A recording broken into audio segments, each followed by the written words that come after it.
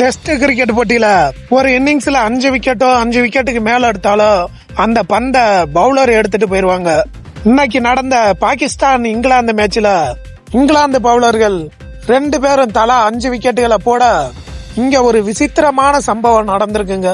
இங்கிலாந்து அணியின் வேகப்பந்து வீச்சாளர் ஒல்லி ராபின்சன் 5 விக்கெட்டு, இன்னொரு வேகப்பந்து வீச்சாளர் ஜாஸ் டாங்கு அவர் 5 விக்கெட்டு, ஆக மொத்தம் 10 விக்கெட்டையும் பாஸ்ட் பவுலர் 2 பேரு கைப்பற்றிட்டாங்க. What bro? It's a very wrong bro. 2 பேருமே 5 விக்கெட் எடுத்திருக்காங்க. இப்ப பந்தை யாருக்கிட்ட கொடுக்கறதுன்னு ஒரே குழப்பமாயிருச்சு அவங்களுக்குள்ள.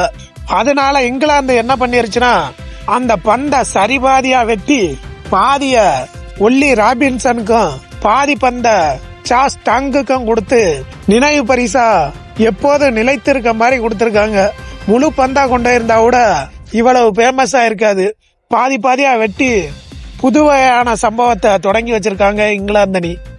இந்த வினோதமான செயல் இப்போது சமூக வலைத்தளத்துல ட்ரெண்டிங்ல இருக்குங்க.